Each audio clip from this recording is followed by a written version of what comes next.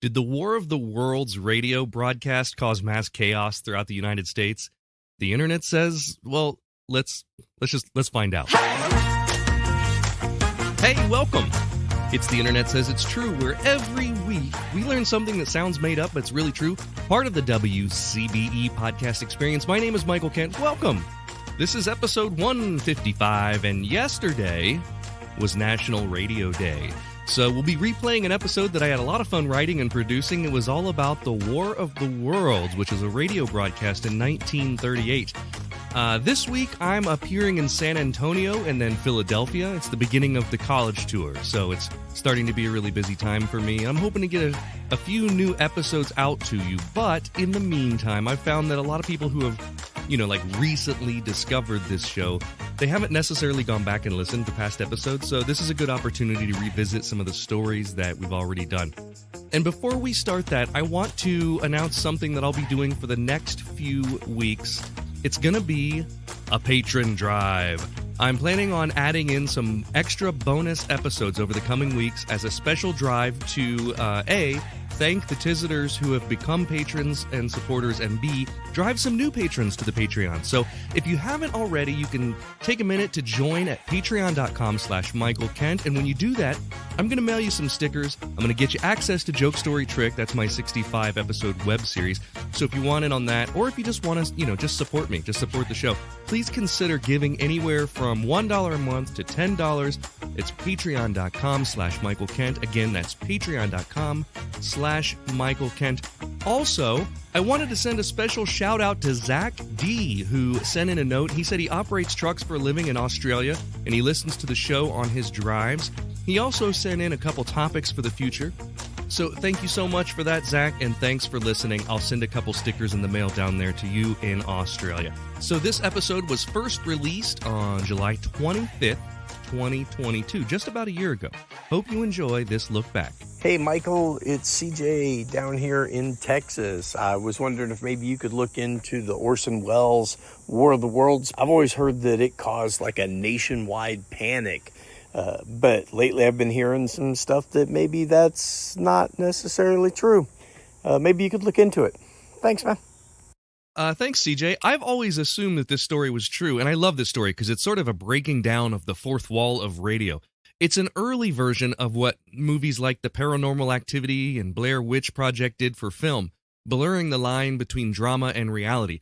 And I like it because there's something just a little bit ethically ambiguous about it, and that really helps to immerse the viewer in the story. And if the goal of art is to elicit emotion, this is a really effective way of doing that. So let's travel all the way back to 1938. It was the evening of October 30th, 1938. Orson Welles had walked into the Columbia Broadcasting Building on Madison Avenue, knowing it was going to be an interesting evening broadcast. He was scheduled to present the regular series Mercury Theater on the Air, a weekly hour-long broadcast. He'd been inspired by a radio play he acted in the year before called The Fall of the City, and that was a story about a conqueror that comes back from the dead to rule the city, but it was really an allegory on fascism. It made Orson Welles an overnight sensation in radio, and the style was something that was new. This new fad was taking hold that had been made popular by a radio program called The March of Time, the idea of telling a dramatized story as a live radio broadcast. Welles experimented with the realistic-sounding radio broadcast storytelling format a couple more times in the next year with an As It Happens drama called Air Raid and a historical piece about Julius Caesar. But what he had planned for the Halloween special was something bigger, something special, and he knew it would be groundbreaking. He discussed the idea of adapting a piece of sci-fi for a radio broadcast with producers John Houseman and Paul Stewart. They decided on a 19th century piece of sci-fi set in England, H.G. Wells's The War of the Worlds. Howard Koch adapted the H.G. Wells work to a radio format for CBS by modernizing it. He took the setting from the original 19th century England to New Jersey in present day, choosing the tiny unincorporated community of Grover's Mill. The plot remained basically the same, aliens from Mars invading Earth. The dramatic piece began with a monologue similar to the novel. We know now that in the early years of the 20th century, this world was being watched closely by intelligences greater than man's. And yet as mortal as his own. From then, the radio play took the form of an as-it-happens news radio program, even playing music and then interrupting that music with news bulletins. First reporting that scientists have noticed unusual gas explosions on the planet Mars, then getting more serious. Ladies and gentlemen, we interrupt our program of dance music to bring you a special bulletin from the Intercontinental Radio News. At 20 minutes before 8 Central Time, Professor Farrell of the Mount Jennings Observatory, Chicago, Illinois, reports observing several explosions of incandescent gas occurring at regular intervals on the planet Mars. The spectroscope indicates the gas to be hydrogen and moving toward the Earth with enormous velocity. The first two-thirds of the radio program went on like this, and to anyone who just tuned in, it would sound like a real news broadcast. There were weather reports and a supposed live broadcast of a musical performance from a local hotel, Ramon Raquello and his orchestra. In fact, it was Welles' intention to make these musical interludes last an uncomfortably long amount of time in order to add realism to the live broadcast style. A little bit after talking about the gas explosions on Mars, we hear about a strange meteorite landing. Now, nearer home, comes a special bulletin from Trenton, New Jersey. It is reported that at 8:50 p.m., a huge flaming object, believed to be a meteorite, fell on a farm in the neighborhood of Grover's Mill, New Jersey, 22 miles from Trenton. The flash in the sky was visible within a radius of several hundred miles, and the noise of the impact was heard as far north as Elizabeth. The broadcast was so realistic, we even go on to hear screams and a moment of dead air, something that was a huge no-no in the conventional rules of radio. And using our own conventional rules of podcasting, we need to take a quick break here to tell you about some of our supporters. If you love listening to this podcast every week and you want to show your support, that would mean a great deal to me. You can do that by becoming a Patreon member. We've got members at all levels, whether you want to pledge $1 a month or $10 a month. Just think about the value that you receive from this show. And if you like the histories and the stories that you learn about or the jokes that you hear, and if you think that they're worth it, consider signing up. For that, you get every episode ad-free and a week early, access to bonuses like the unedited videos of the guest appearances, and 20% off all merchandise. You can sign up today at patreon.com/Michael Kent. That's patreon.com/Michael Kent.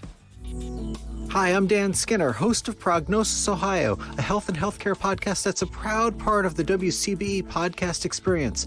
Some people have told me that I should take the show national, focusing on the U.S., but as we head into 2022, I want to tell you that we're keeping the focus right here on Central Ohio and our community, just like WCBE itself. Check out Prognosis Ohio wherever you get your podcasts and listen to episodes at WCBE.org. It's under the Podcast Experience tab. There was a time that humans used 100% organic products as healing balms and moisturizers for their skin. Well, I've partnered with an awesome company that wants to get back to those times. Fatco sells organic and responsibly made tallow-based skincare products. For centuries, humans used tallow in skin moisturizers and healing balms, but unfortunately, the topical application of these fats seemed to stop around the same time that animal fats stopped being considered part of a healthy diet. A lot of modern skincare products do more harm than good by stripping your skin of its natural oils. Let's change that. You can try them out now at fatco.com and get 15% off your order by using my promo code INTERNET. Go to theinternetsayitstrue.com/deals for the link. Let's get back to our story.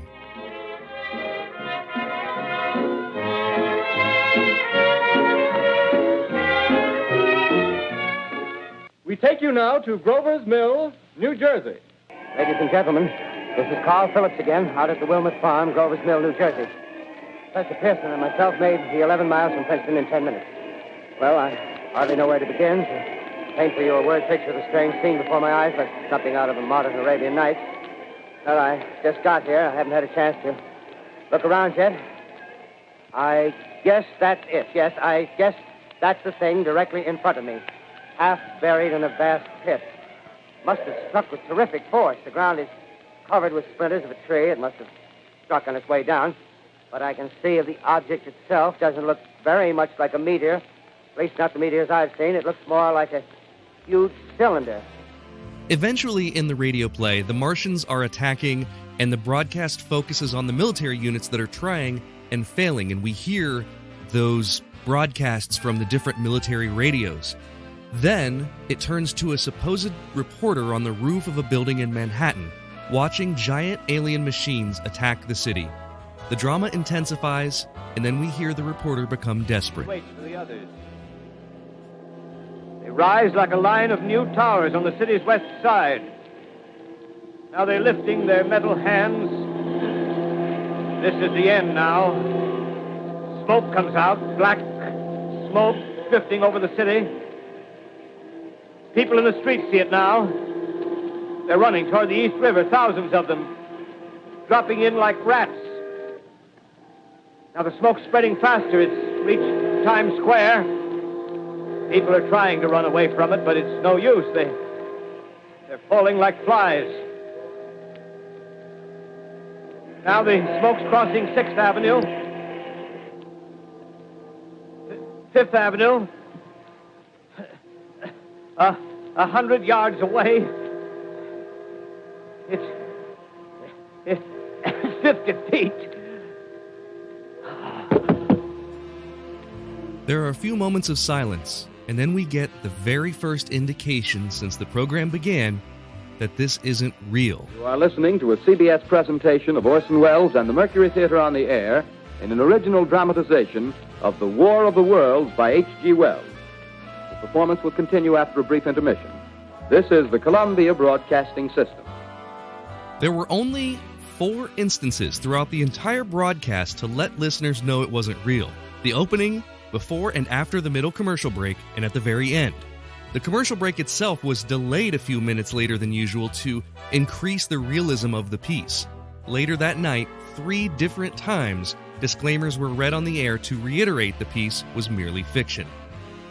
And the popular story about this broadcast, the reason anyone remembers it from the thousands of other radio plays in history, came about because of the many newspaper headlines that talked about it afterward. Headlines like, "Radio Fake Scares Nation," and "Fake Radio War Stirs Terror Through U.S.," and a lighted bulletin in Times Square reading, "Orson Welles Causes Panic." The broadcast had started at 8 p.m. that night. By 8:32 p.m., the CBS executive Davidson Taylor was on the phone taking a frantic phone call. Producer John Houseman said Taylor returned to the studio looking white as a ghost. He had been ordered by the higher-ups at CBS to immediately interrupt the broadcast to announce that it was a dramatic work of fiction. Luckily for Wells and Houseman, there was a scheduled commercial break less than a minute away from that phone call anyway. That commercial break carried disclaimers about the program before and after, like you just heard. But as the show continued on, a few policemen entered the room outside the studio. Then a few more. CBS pages and executives stood in front of the police, begging them to just wait. The police wanted to barge into the studio and stop the broadcast immediately. They, of course, weren't allowed into the room. The program continued. The final third of the show was a more standard radio drama format without the realism of the news report break-ins and weather bulletins. We learn the rest of the story, that the aliens have now taken New York City and eventually have died of human pathogenic germs. The broadcast ended with Orson Welles once again telling the listeners that they've been listening to a radio play and that it was merely a holiday offering for Halloween. According to Houseman, the next few hours were crazy. Here's a quote from his 1980 memoir. Quote, "The building was suddenly full of people in dark blue uniforms. Hustled out of the studio, we were locked into a small back office on another floor. Here we sat incommunicado while network employees were busily collecting, destroying, or locking up all scripts and records of the broadcast." End quote. They apparently fielded a call from a small-town mayor who complained that his citizens were rioting in the streets. One of the reasons that is often given for the panic is that people were listening to another program on the radio, then switched to the War of the Worlds after the opening disclaimer. Another reason for the panic that's cited is that radio broadcasts for weeks had been updating America on the growing war between Germany and Czechoslovakia, so people were already on edge. They were used to hearing important news bulletins interrupting their radio shows. The newspaper headlines followed, and the rest became a lasting legacy. Most people today know the story about how this radio broadcast sent Americans into a panic. But there are more than a couple reasons to doubt that it actually caused any sort of widespread panic.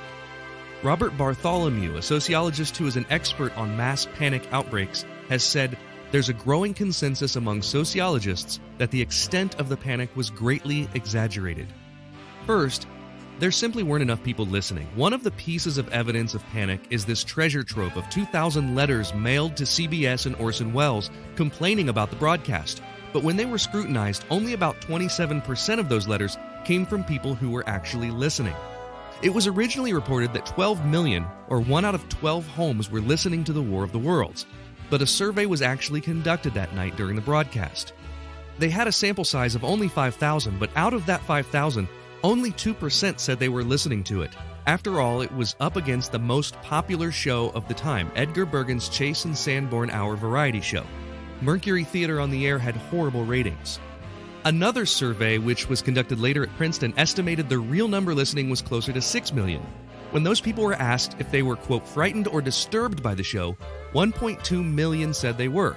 But there's sort of an inherent problem with that question. In that era, radio had the power to move people. It had the ability to shock, to frighten, and disturb. It would be like asking you about the scariest movie you've ever seen and ask if it frightened or disturbed you. So this brings us to what is most likely the reason for the overblowing of panic. Newspapers. Newspapers, whose existence was threatened by social media, and before that was threatened by online news, and before that was threatened by television news. Newspapers were threatened by radio. It was in their best interest to get the public to have a healthy distrust of what they heard on the radio. So these many newspaper stories talking about the mass chaos and public panic caused by the broadcast could have had a motive, whether conscious or unconscious, of telling the public, look at this new medium and take it with a grain of salt because, unlike a trusty newspaper, the radio can mislead the public. Take the New York Times, for instance, who said, quote, radio is new, but it has adult responsibilities. It has not mastered itself or the material it uses. So while the cultural lore about the War of the Worlds is one of groundbreaking realism and a story about not trusting everything you hear, the truth is probably a story that gives much more credit to the public at large. And proving that nothing is new under the sun and proving history always repeats itself, the same thing happens today on social media. Celebrity death hoaxes are a weekly occurrence on Twitter. Fake news gets spread on Facebook by people who don't take the time to find out whether or not it's a true story. And certain news stations don't cover major news events because of their own political interests. So in that way, what Orson Welles was doing really was groundbreaking. It was one of the first instances of nationwide trolling.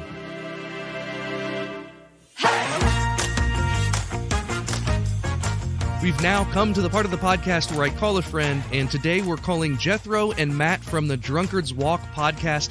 These guys have a really fun concept for a podcast, and I really enjoy listening to it. I want to let them describe it for you. The Drunkard's Walk podcast. Now, it's so good to have Jethro and Matt back.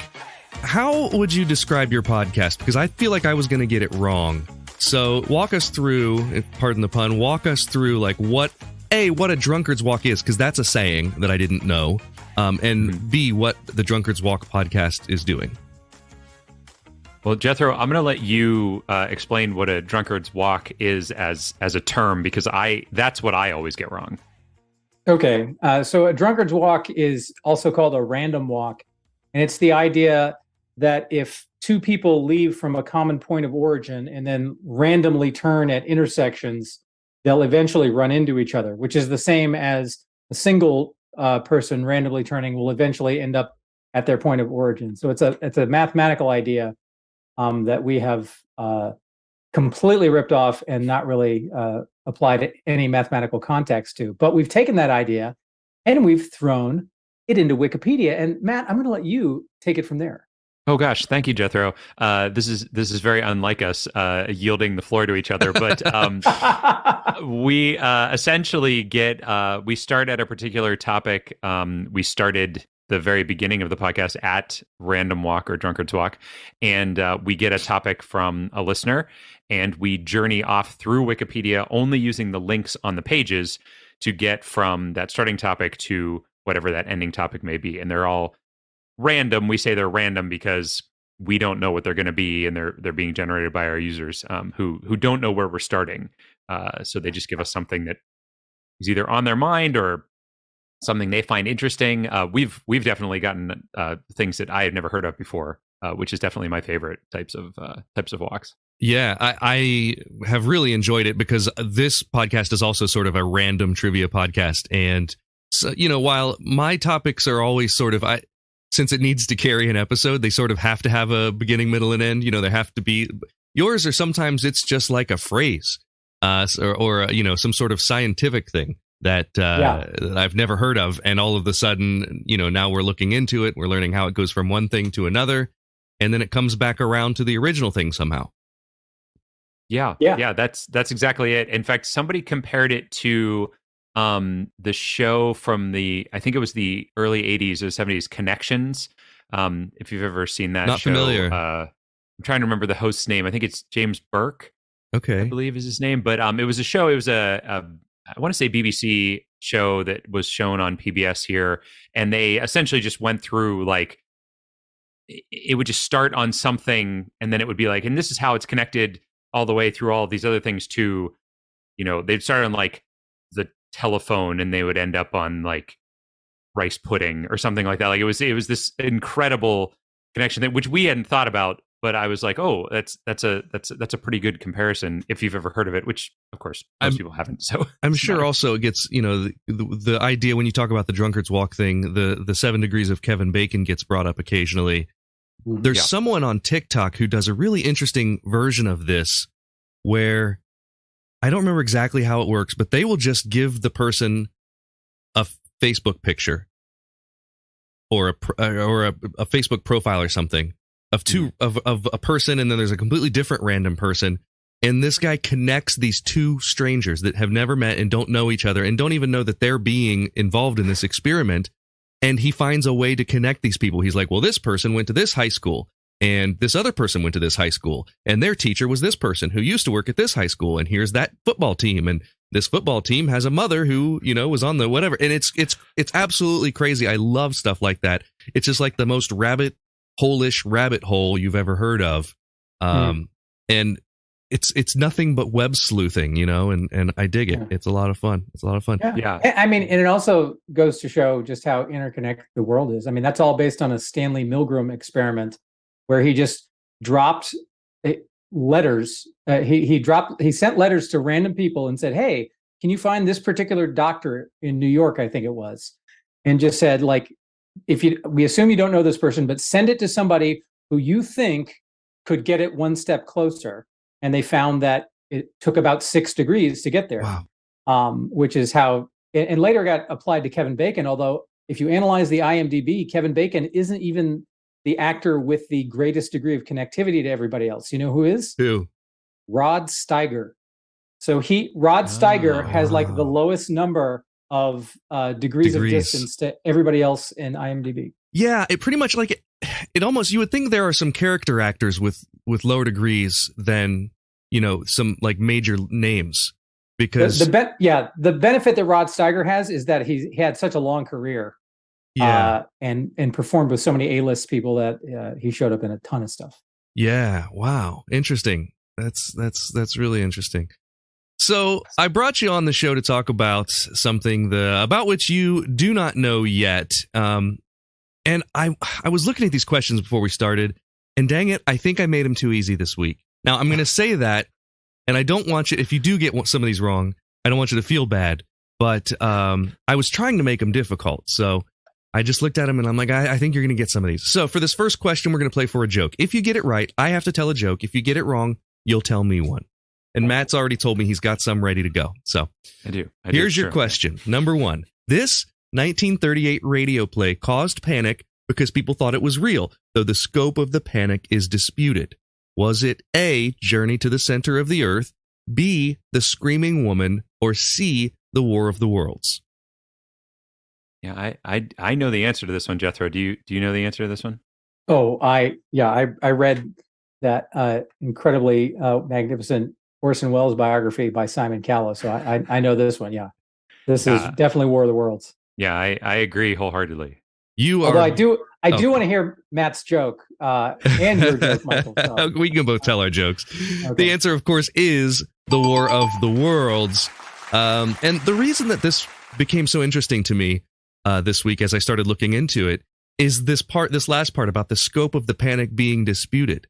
And it turns out, like a lot of things, like marijuana, it was the newspapers that really blew this out of proportion because they were threatened.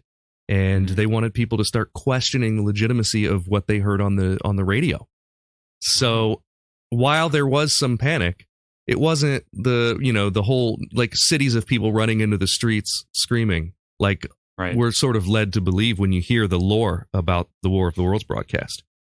I mean, it's hard to believe that the media would sensationalize something in an unrealistic way. I'm just going to have to wrap my mind around that. Can you imagine? I compared it to sort of today's, like, you get like the celebrity death hoaxes once a week on Twitter. You know, I guess, you don't really see them quite as much as you used to. But when Kobe Bryant died, I thought it was a death hoax because he was one that I feel like I would occasionally see Kobe Bryant death hoaxes. And when he died, I think a lot of people were like, it was kind of the boy who cried wolf with that. They were like, it's another hoax. Yeah. So here's a horrible, horrible joke. Why did the cross-eyed teacher lose her job? Because she couldn't control her pupils. Oh boy! I told you it was bad. That's a real Laffy Taffy joke. Yeah, these are all popsicle stick jokes. Good deal. I love it. What do you got for me, Matt? You got a joke? I do actually. I have sort of two. So it's great that you set the scene with that because it lowers the bar for me, which I love. Right. So mine is what did the two hydrogens say to the oxygen? What? What are you doing here? Oh my God. And you know what my favorite thing about water is? What? I think it's pretty clear. Oh, jeez. Wow. So what are you doing here? I can't help but picture the Californians sketch from SNL. Yes. Yeah. What are you doing here? That's good. Very good. All right. So you're 1 for 1. Let's move on. Question 2. For this question, we are playing for a strange or surprising fact about ourselves. So if you get it wrong, you've each got to share something about yourself that people might be shocked to know. And if you get it right, I'll share one about myself.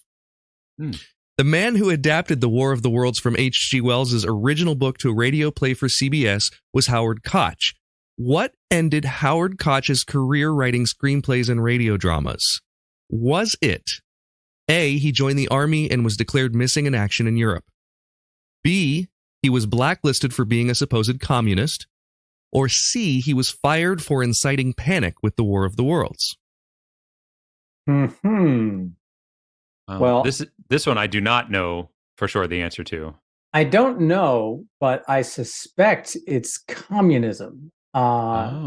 Because the Mercury Theater were the ones who did War of the Worlds, and they had a big success on Broadway with The Cradle Will Rock, which later got made into a film, I think by Tim Robbins, like a decade or so ago. But they were all big lefty socialist types, and I would not at all be surprised, given the House Un-American Activities Commission and their keen interest in anybody who was socialist or communist. It seems like that is a heavy possibility. I love your reasoning, Jethro, but I don't think you're right. Because if the movie Clue taught me anything, it's that communism is always a red herring. So I'm going to have to go with A, about him being declared missing in Europe. All right. Well, for the correct answer, we now go to Howard Koch himself. I'm just kidding. He's long dead. That'd be awesome. No. So the answer is B. He was blacklisted for being a supposed communist. Jethro is right. Matt, you are 1 for 2. Jethro is 2 for 0. This was okay. So at 1943, at the request of Jack L. Warner of Warner Brothers, Koch wrote the screenplay for Mission to Moscow. The movie subsequently spawned controversy because of its positive portrayal of Stalin and the Soviet Union. After the war, Koch was fired by Warner because Koch was denounced as a communist. He was then criticized by the very committee mentioned by Jethro, the HUAC, for his outspoken leftist political views. He was blacklisted. by 51. So now he did finish his career writing, but I believe he had to move to Europe to do that. So. Where they probably couldn't find him at some point, right? So in a way, we're both right. I don't think he joined the army, which was necessary for A to be true. Well, at least not the U.S. Army. Yeah, maybe a different one. Comrade Koch. Yes. So let's see, Matt. Do you have something surprising or strange that we would learn about you? I am part of a group that is in the Guinness Book of World Records. What for? Yeah, for the longest musical march. I was involved in that in 1996. We broke the world record for the longest consecutive musical march. Okay, what you played an instrument? I did, yes. I played the saxophone. Was in marching band all through high school. Was a drum major, all that jazz. So, and when you say longest musical march, like distance, is that what this is referring to? So a friend of mine decided that he wanted to do this and kind of organize it as a fundraiser.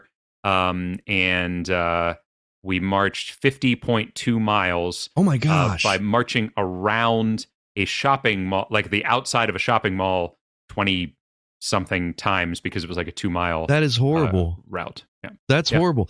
When I was in the Ohio State marching band, we marched in a parade that was like 4 miles, and it was awful. That was a really long parade. Now, granted, we were doing, a full, alternating between 180 and 120 beats per minute, playing songs the whole way, and like full out, but it was awful. And people complained before us, people that had been in the band before and after, complained about the Rose Bowl parade, which is, I believe, 5 or 6 miles. But that's well, okay. So I, since Jethro got this right, I owe you another a fact about myself, and I'll stick with a marching band one. When I was in the Ohio State band, I believe it was my second year in the band, I was actually suspended from a game. So this would have been the 1999 Penn State home game. I was suspended because when the band shows up if it's a noon kick, the band shows up at 9, and band showed up at 7, and the drums, that's right, the drum section would show up at 5. And we would be on the field practicing at 5:30, just the drums practicing the pregame entrance. And they had installed a new ramp. They had renovated the stadium, installed a new ramp onto the field with a new gate. And even though we had gone through the legwork of having them, let them know that we needed to be on the field and open that gate, no one did. And so me and I think like 2 or 3 other people, we sort of broke the gate so that we could get into the field.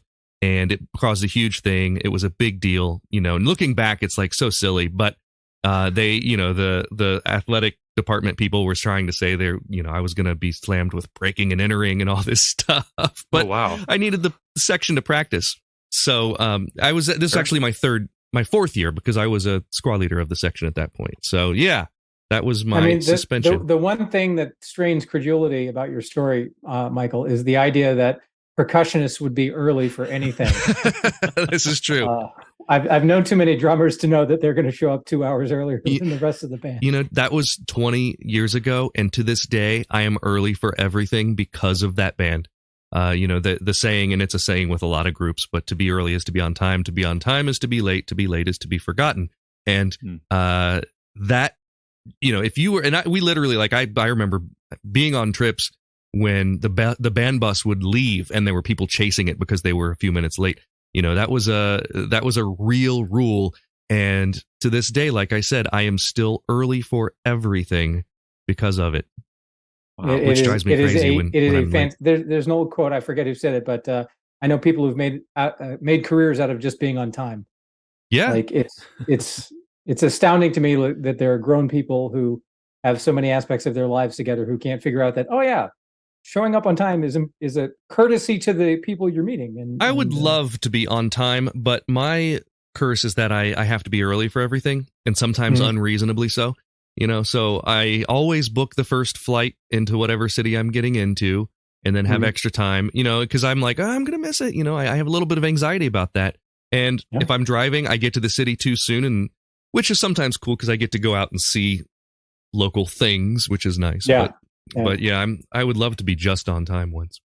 How early do you arrive at the airport? At the airport, okay, so home airport is a different story than away airport. So Sure. away airport, I generally shoot for 2 hours before the flight. Mm-hmm. Home airport, I will sometimes wake up 2 hours before the flight. Oh, Because okay. I know things are figured out. I know exactly what everything takes, and there are less variables. Also now it's different now. Everything's a little bit different now with flying. There are many more variables now, but Sure. I just knew how long it takes. It took 15 minutes to get from my house to the parking lot at the airport.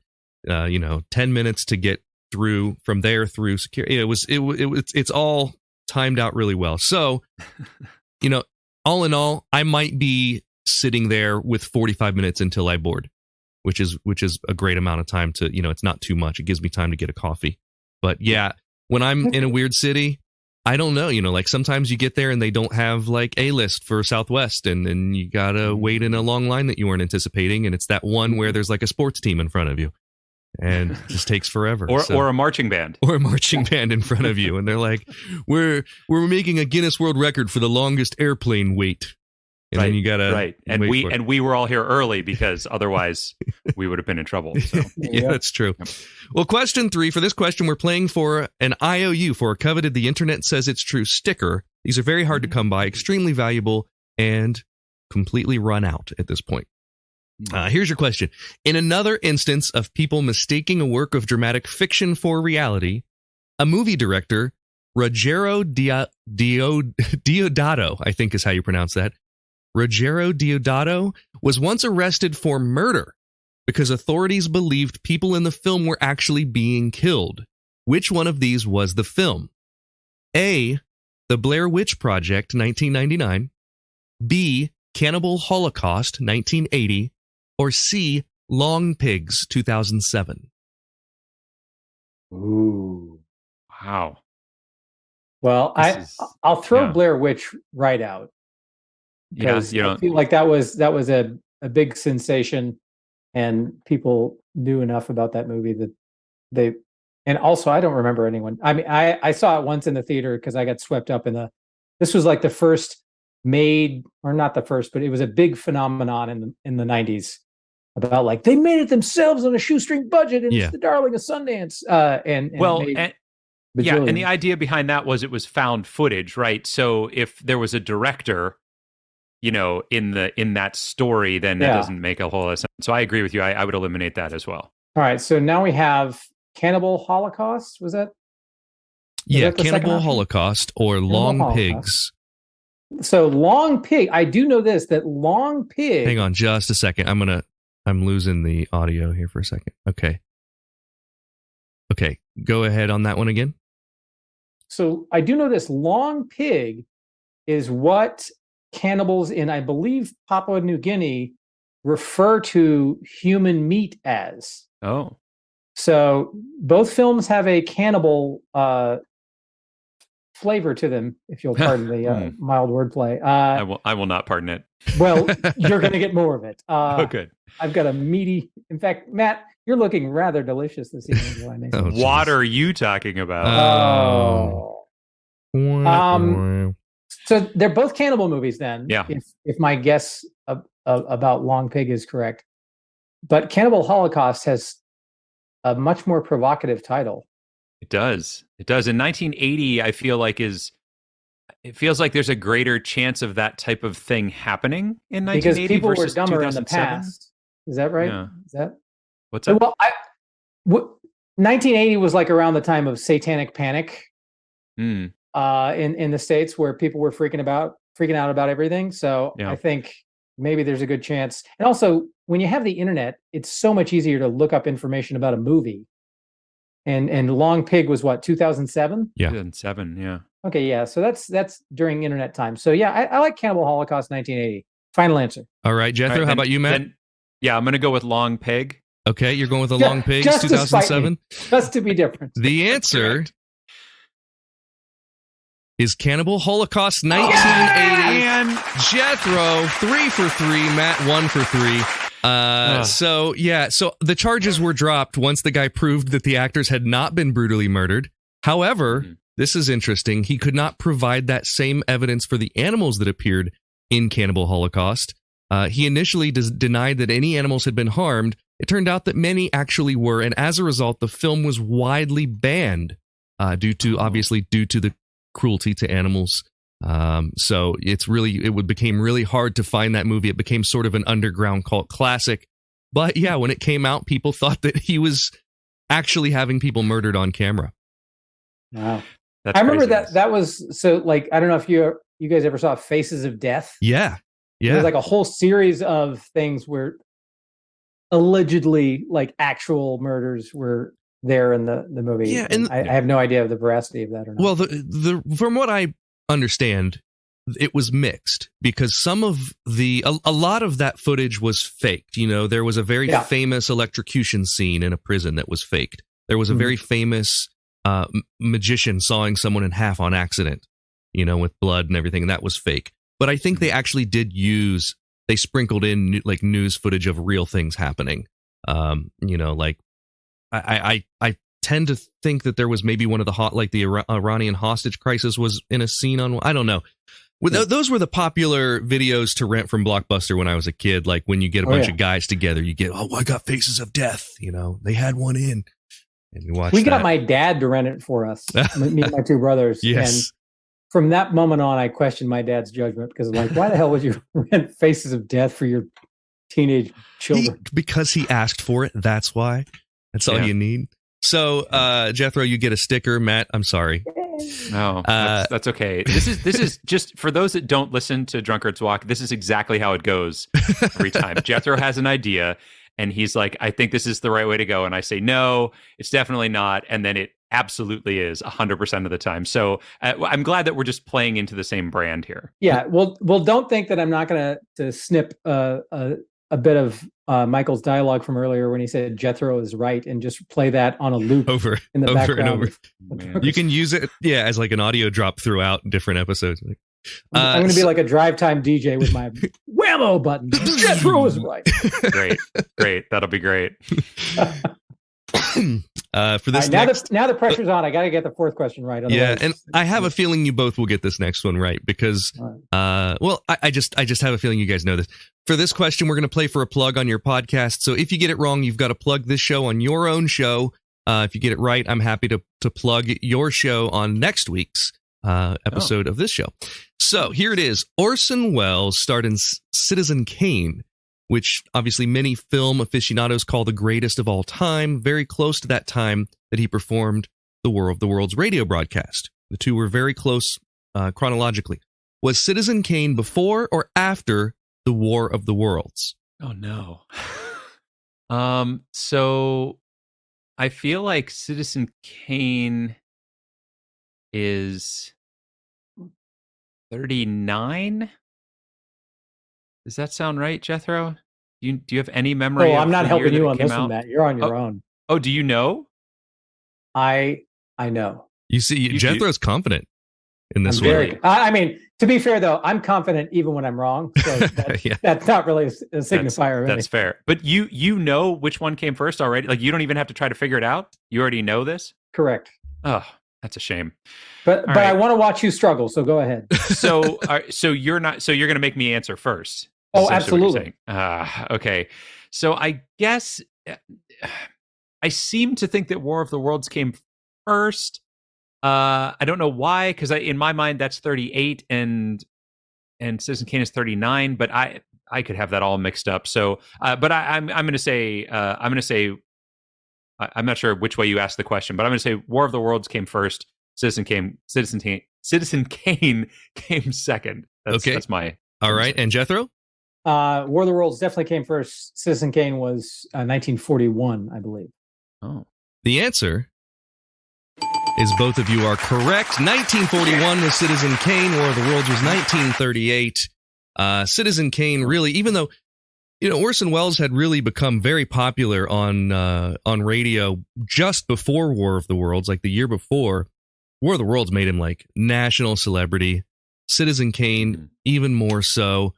And it's kind of interesting to see some of the production on Citizen Kane very similar to some of the people that worked on War of the Worlds, including the composer for both was Bernard Let me look this up because I looked it up earlier, and I don't want to get it wrong. 1938. Bernard. Some of the people who are listening who know this are screaming the answer. The composer of the music is Bernard. Oh man, now I can't find it. There are two 85-year-old men screaming at their podcast right now. Bernard Herrmann. Bernard Herrmann. Yeah, you know, I was going to say it, and then I was like, no, I'm going to be wrong. I don't want to say it out loud. Bernard Herrmann and his orchestra arrived at the studio where Welles had taken over production for the evening's program. And what they did was they faked having like this ballroom jazz dance band playing. And so when War of the Worlds begins, you can hear them playing La Comparsita, and that is interrupted with a science bulletin, a weather bulletin about the weather on Mars and how there are explosions happening on the planet Mars that are observable. So really interesting stuff. And then he did, of course, all of the score to Citizen Kane. And I had no idea exactly how involved Welles was in Citizen Kane. It was writer, director, producer, lead actor. That was his movie. And yeah, it's been a while since I've seen the movie about the movie, the RKO 207, 281. Yeah, what a great biography of Orson Welles that became. So. It's funny because if you ever go on a tour of the Hearst Castle in California, it's a beautiful place, but they bear a tremendous grudge against Herman Mankiewicz, who is the screenwriter on Citizen Kane, because he used to like hang out at Hearst Castle, and that's why he was able to get so many things right about William Randolph Hearst and why Citizen Kane got under Hearst's skin so much. I love it. And like to this day, the tour guides at the Hearst Castle really have a grudge against Herman Mankiewicz for that reason. There's a lot of poetry here when you talk about like it was the newspaper's grudge against Orson Welles that really made War of the Worlds, gave it this panic. It made it famous, but it gave it this continued story after story after story, and then it was really that same world, those magnates of the newspaper industry that he was punching up and making fun of on. I wonder if Rupert Murdoch feels the same way about Succession. Yeah, it would be really interesting to hear someone's thoughts on that. And I have heard a reaction. Gosh, I can't remember where I heard that. Somewhere it was like there was like a relative that was talking about how it's not able to be played in that house. Succession did an amazing job of treating Fox News with the way it should be treated. And it's crazy too, because like these people, these moguls are multi-billionaires. They're the wealthiest people on earth. They have lives of immense privilege, and like they can't take any criticism. They can't see even a fictionalized version of themselves. It's banana pants. Yeah, it is. You know what Welles said about the newspaper the newspaper coverage. So this was a quote from him to Roger Hill. He said this in 1983. He said, "It wasn't long after the initial shock that whatever public panic and outrage there was vanished, but the newspapers for days continued to feign fury." Mm-hmm. So he saw, he knew that's what was happening. That's the way he saw it, was the newspapers just attacking it for being what it was, a new medium. Yeah. So, yeah. Well, and in so doing, they cemented its legend. Yeah. Like they did. If they hadn't done that, then we wouldn't be talking about it today. We'd be like, a radio broadcast from 1938? No thanks. Not interesting. But the newspapers made him. They made the legend of War of the Worlds. Wouldn't it be interesting if you could ask Orson Welles about that now? I know. I don't know. There's a lot of great audio of Orson Welles being a real jerk to people. They're definitely. There's a famous sort of captured audio from like a Mrs. Paul's fish stick commercial. Yeah, it's great. Where he's just a total jerk to the guys in the booth. The one for the wine where he's drunk is so good. There's just take after take of him screwing up. It's champagne, I think. It's sparkling wine or something. It's so good. If you haven't seen that, go look that up. It's all. I mean, it may be better than Citizen Kane as far as I just read this. This is interesting. In 2002, Glenn Beck did a live recreation of the broadcast using the original, Koch's original script, aired it on Buzz XM, and was sued. Except Glenn Beck changed it so we were being illegal aliens were landing. Right. That's right. There's a great they did a version of it in the 90s. I want to say may have even been the late 80s. I think it was the early 90s. Then many of the cast of Star Trek: The Next Generation were in it. Gates McFadden was in it, and I think Brent Spiner. And there's I think it was on NPR. I'm seeing it right now. Yeah, NPR did one in '88, and it was nominated for a Grammy Best Spoken Word. I'm gonna have to look that up and find it. That's really cool. So you're doing really well. Jethro's 4 for 4. Jethro's doing very well. You're 2 for 4, and we've got 1 left. So you can still beat a 500 record here, Matt. Oh, come on. This one is for all the marbles. If you get this wrong, I'm banning you both from the show, never to be asked on again. Here's your question. And this to be answered separately. Other than your own podcast, and other than this podcast, of course, what is currently your favorite podcast?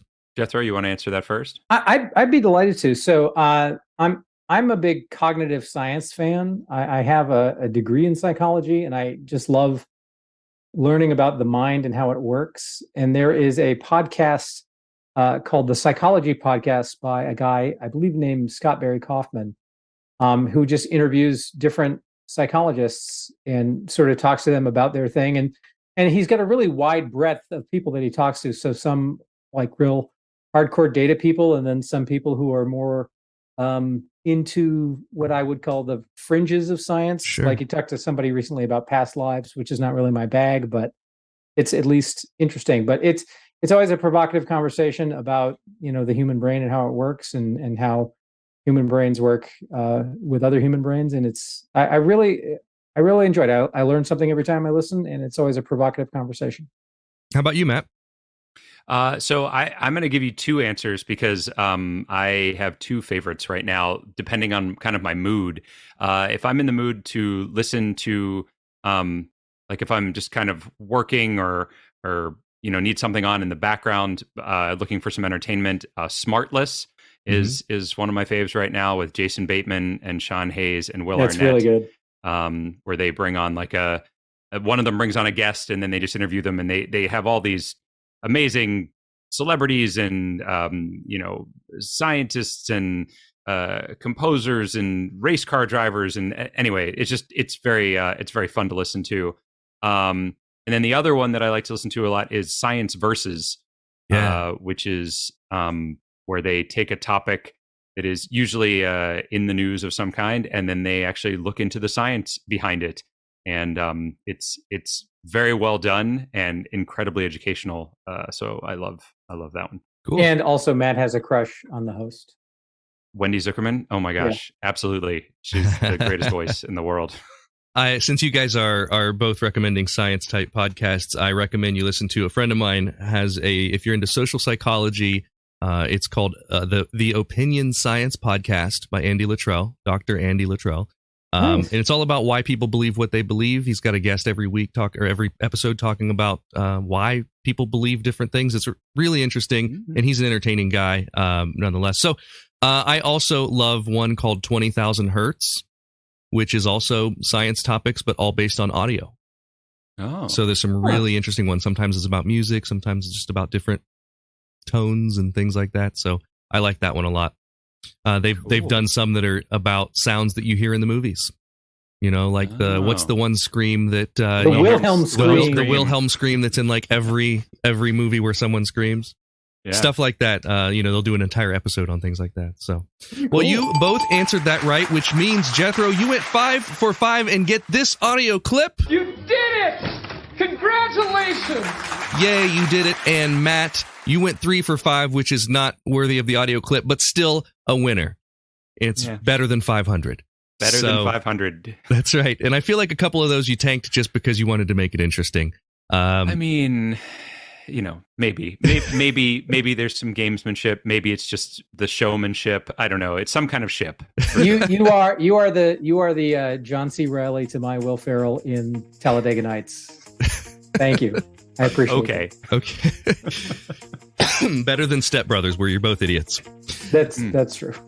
So you can listen to the Drunkard's Walk podcast anywhere that you listen to podcasts. I highly recommend it. If you like this show, you will like that show. That's just how this works. Jethro and Matt, I thank you very much for taking some time with me this evening. Thanks so much for having us on. Well, that's all for this week. Thanks so much to CJ for the show topic and to Jethro and Matt from the Drunkard's Walk podcast for being my guests. Here's a space alien. Thank you for listening to The Internet Says It's True. To listen to episodes ad-free and a week early, support us on Patreon. You can do that at patreon.com/Michael Kent. If you learned something just now that you didn't already know, go to the Apple Podcast app and leave us a review with 5 stars and a few words. That helps us a ton, because that's how the algorithm works. I don't know what an algorithm is, but just do it! See you next week for a brand new episode of The Internet Says It's True! The Internet Says It's True would like to thank the Patreon subscribers whose monthly contributions help to make this show possible. Sean Brown, Joshua Endress, Dallas Ray, Bryce Swanson, Eugene Anderson, Jim and Joanne Martin, Mitch and Andrew Joseph Kemplin, and the show's official emperor, Kick Track. The show is written and produced by me, Michael Kent. The theme song is by Finite Music Forge, and all audio clips in this episode are used for education and commentary and used under Fair Use Title 17 U.S.C. Section 107. You can listen to past episodes by searching for The Internet Says It's True wherever you get your podcasts, and you can see bonus content at patreon.com/Michael Kent.